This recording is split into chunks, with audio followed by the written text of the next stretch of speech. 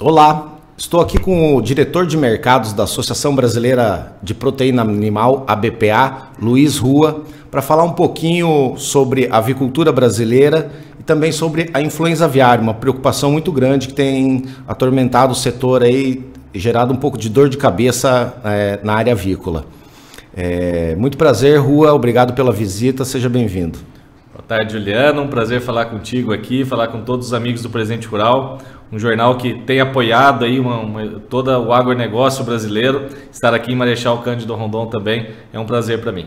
Perfeito. Rua, me conta como é que foi o primeiro semestre da produção da avicultura brasileira? Produção, exportação, mercado interno, me faz um panorama aí de como foi esse primeiro semestre. Olha, acho que ainda um primeiro semestre que a gente ainda viu alguns efeitos bastante claros, por exemplo, desse aumento de custo que nós tivemos nesses últimos 3 anos. É importante a gente relembrar que, comparativamente lá ao início da pandemia, os nossos custos de produção aumentaram mais de 150% naqueles que são os nossos 2 principais insumos, o milho e o farelo de soja, por exemplo, tiveram aumentos bastante expressivos em muitas das regiões nas quais a gente tem avicultura e a suinocultura, mas de maneira geral o balanço do primeiro semestre é um balanço de certa maneira até positivo, especialmente quando a gente fala dos volumes de exportação, quando a gente teve efetivamente um aumento de quase 10% nos volumes exportados pelo Brasil. Então a gente vê de alguma maneira uma demanda maior por nossos produtos lá no exterior, o Brasil conseguindo acessar cada vez mais mercados e acessar cada vez melhor esses mercados.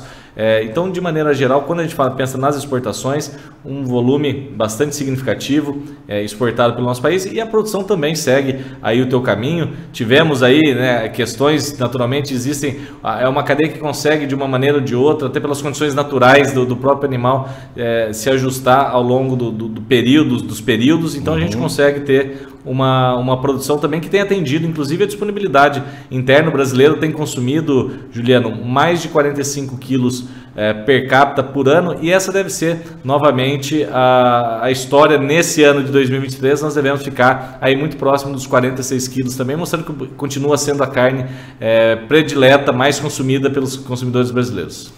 Rua, você percorre o mundo aí com a BPA, com as missões aí com o Ministério da Agricultura e Pecuária.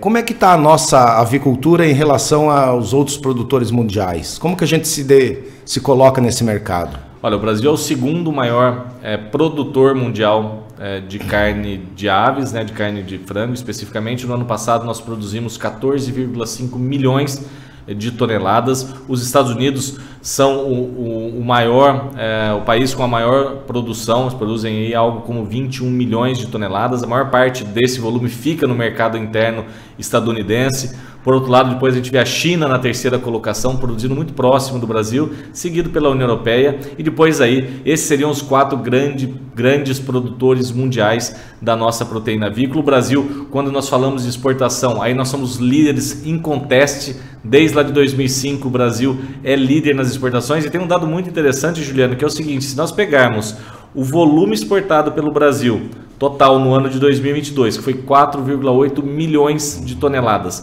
e se a gente somar tudo que os Estados Unidos e todos os países da União Europeia exportaram também no ano de 2022, isso se equipara, ou seja, o Brasil, se você somar Estados Unidos mais União Europeia, é tudo aquilo que o Brasil exporta. Então o Brasil é o líder inconteste, tem ganhado cada vez mais presença nos mercados internacionais. Hoje acessamos mais de 150 países e temos aproximadamente de cada 10 frangos transacionados no comércio internacional, 4 deles vêm do Brasil. Então isso é motivo de orgulho, mas também nos dá naturalmente outras oportunidades e desafios também que são inerentes a essa posição de liderança que o Brasil ocupa.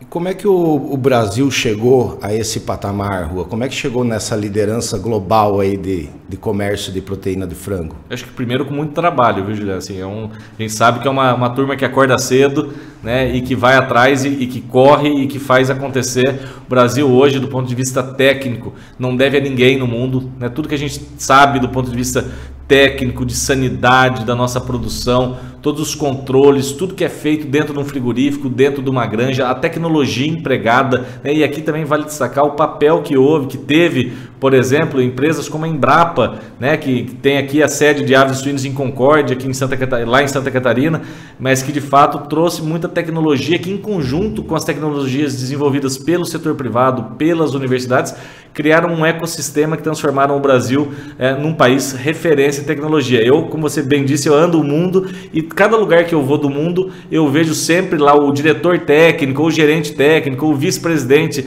técnico, ou alguém dentro da estrutura corporativa de empresas de outros países, sempre tem um brasileiro lá no meio. Isso mostra que o Brasil, de fato, é referência também em transferência de know-how, de conhecimento que nós temos na nossa cadeia. Naturalmente, as questões como o fato do Brasil ter os recursos naturais, e isso possibilitar nós termos uma disponibilidade de grãos maiores, ou com a proximidade, né, entre o grão e o frigorífico, também é um aspecto de sustentabilidade. O fato de a gente ter o sistema de integração, né, que com as suas com pontos de ajuste naturalmente a serem feitos, mas que é um sistema que funciona muito bem, que dá essa tranquilidade de que nós teremos um produto com qualidade, com sanidade, essa rastreabilidade que hoje o mundo exige. A gente já consegue fazer muito isso em função do sistema de integração que temos, essa flexibilidade e variedade de mercados, mais de 150 mercados para os quais a gente exporta, dos mais distintos. Então a gente exporta lá a perna de frango para o Japão, por outro lado o peito para a Europa, o africano às vezes quer uma salsicha. Cada país tem as suas especificidades, e a partir do momento que a gente decide desmontar o frango, a gente precisa dar destinação para ele. Então, o fato de a gente ter essa quantidade de mercados nos dá essa flexibilidade. Enfim, uma série de fatores que nos levaram a essa posição de destaque e que, naturalmente, para que a gente consiga permanecer nessa situação e até ampliar essa posição do Brasil nos mercados internacionais, a gente precisa estar muito antenado com aquilo que está acontecendo no mundo. Rua, uma das grandes preocupações agora, né, é a influenza aviária, né? É um problema em vários produtores do mundo, e a gente nunca tinha detectado ela aqui no Brasil. Acabamos detectando ela em alguns focos, não nos plantéis comerciais. Como é que está a situação atual da influenza aqui no Brasil? Olha, acho que você pontua muito bem. Primeiro, essa é uma doença que está em praticamente todas as partes do mundo, e é importante a gente referenciar que o Brasil, dos grandes países produtores do mundo, foi o último a ter casos de influenza aviária.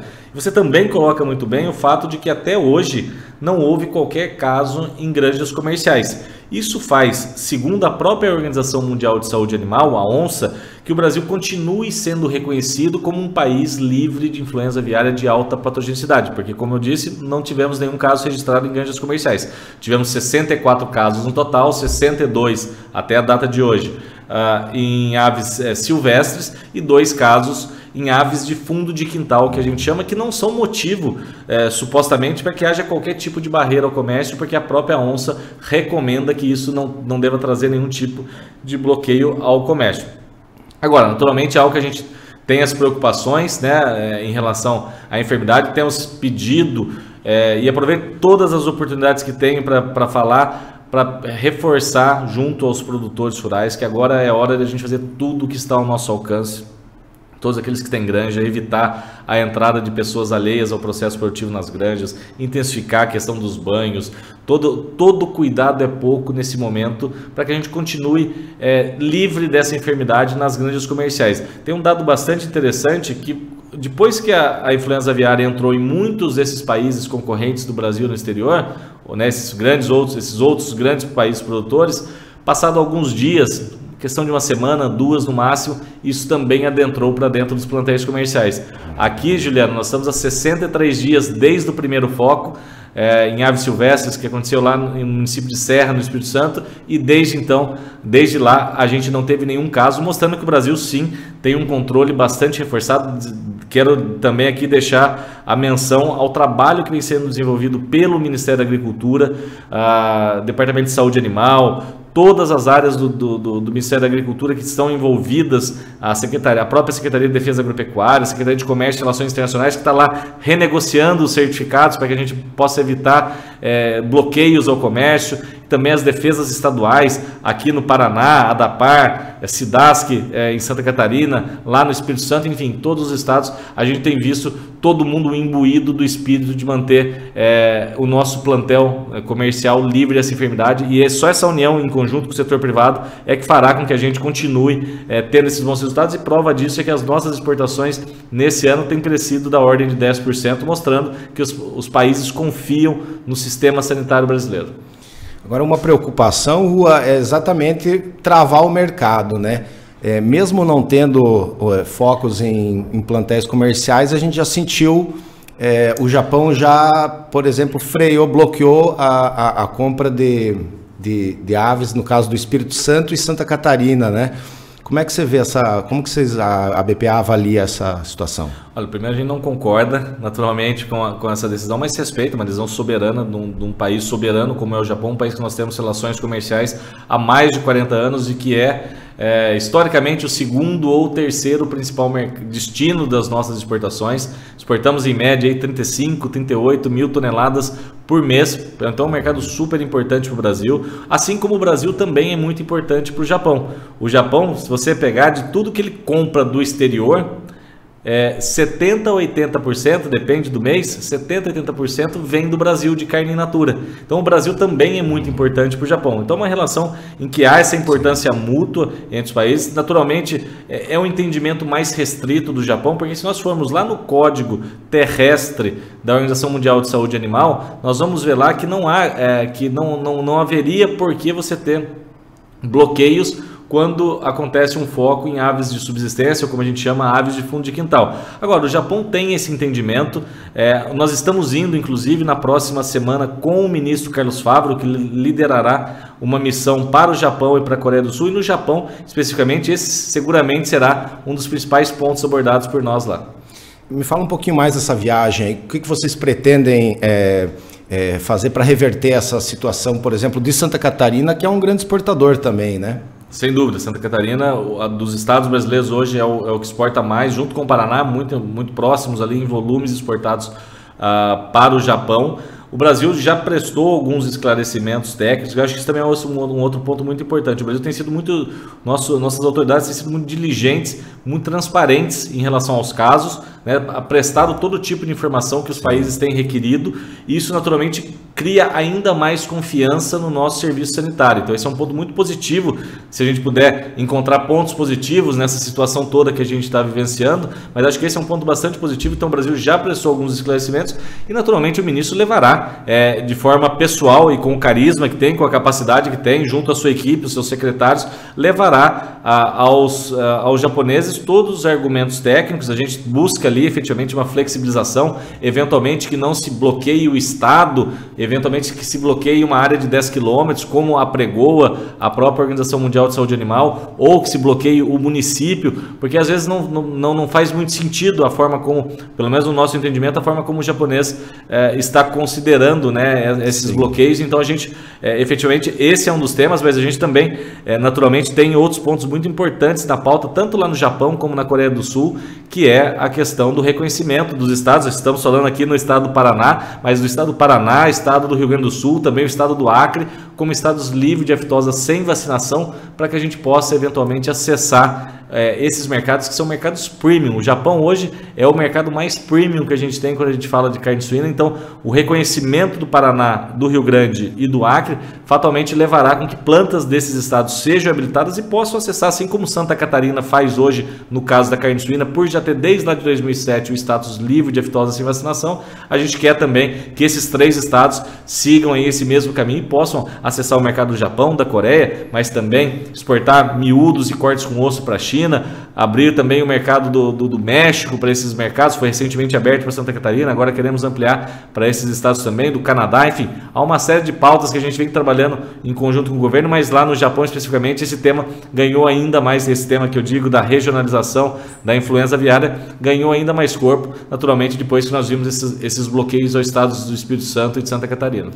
Essa regionalização, Rua, como que são os contratos com os países? Às vezes um entende que num raio de 10 quilômetros isola, eu compro do resto, o outro já não, quer isolar o estado inteiro. De repente alguém possa querer isolar o país, né? Como é que funciona isso? Como que vocês encaram isso? Você resumiu muito bem. Tem para todos os gostos. Né? Aqui tem país e naturalmente, volto a dizer, a recomendação da ONSA, da Organização Mundial de Saúde Animal, é a questão do raio de 10 quilômetros. Agora, todo país é soberano e todo país faz a sua análise de risco e, para além disso, existem outros interesses que eventualmente são colocados na mesa de negociação. Alguns países, sim, né, exigem que o país como um todo seja livre.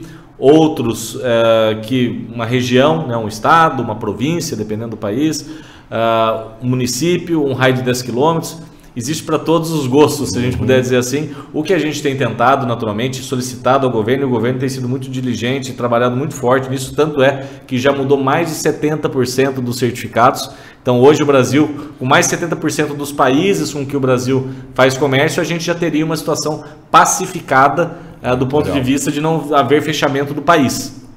Tivemos essa semana, inclusive, a boa notícia do Reino Unido, que também regionalizou.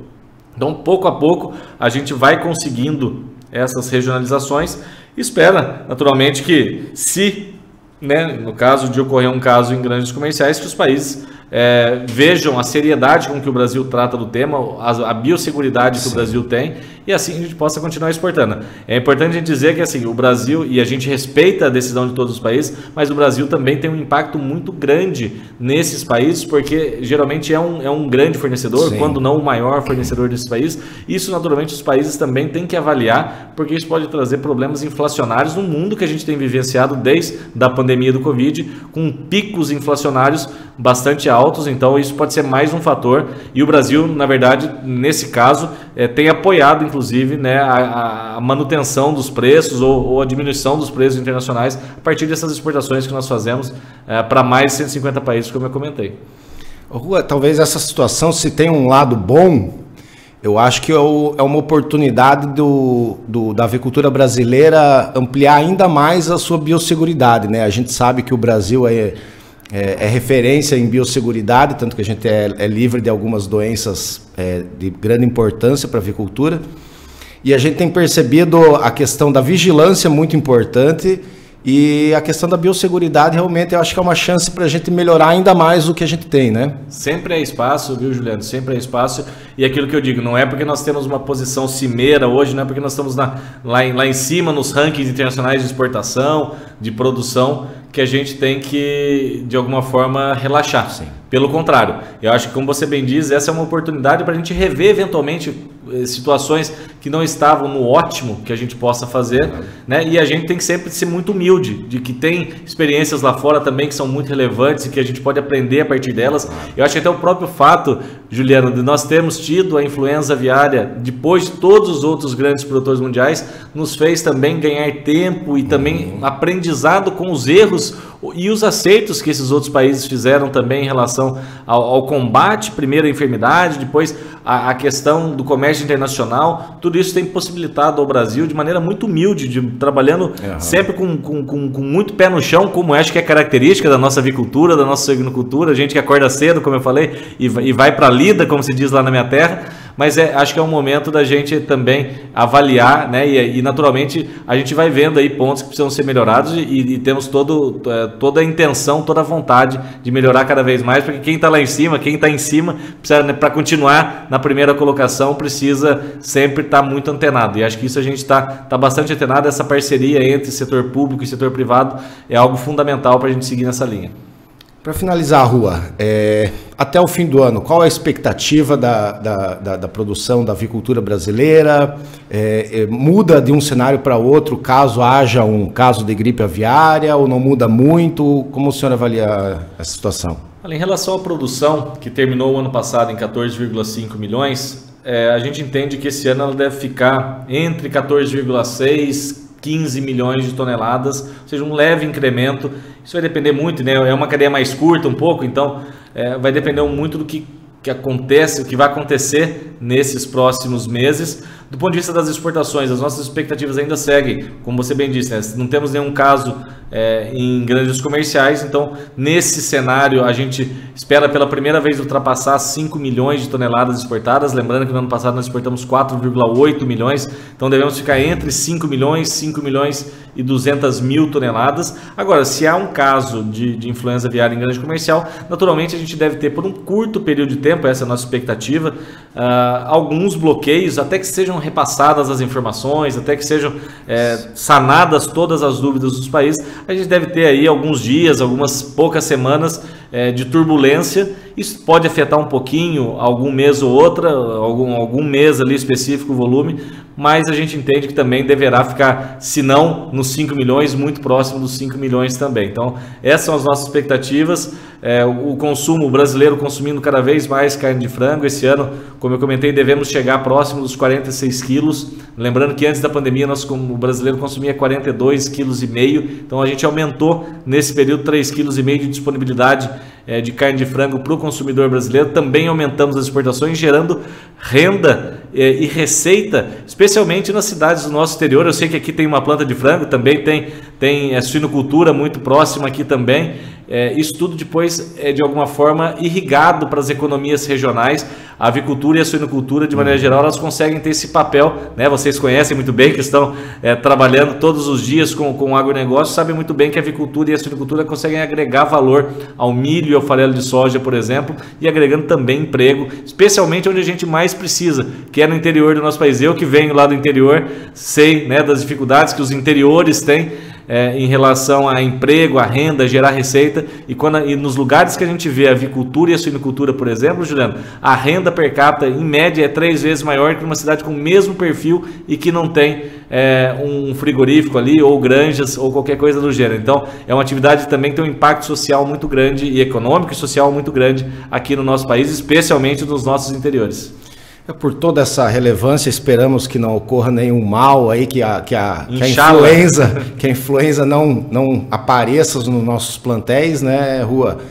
E obrigado pela visita e obrigado pela entrevista, e boa sorte lá e bom trabalho lá no Oriente, lá na Ásia, que a gente consiga reverter essa situação do Japão e que nada disso mais possa acontecer, né? Inshallah, como dizem os árabes, tomara que a gente consiga de fato trazer boas notícias de lá. A gente continuará trabalhando para que a gente possa estar cada vez mais presente no exterior. Mais uma vez, obrigado pela oportunidade. Como eu disse, o Presente Rural, um meio de excelência aí para que a gente possa ter todas as notícias aí do nosso agronegócio e um meio de difusão também de tudo aquilo que acontece no nosso agronegócio. Muito obrigado. Valeu, Rua. Até a próxima. Até a próxima.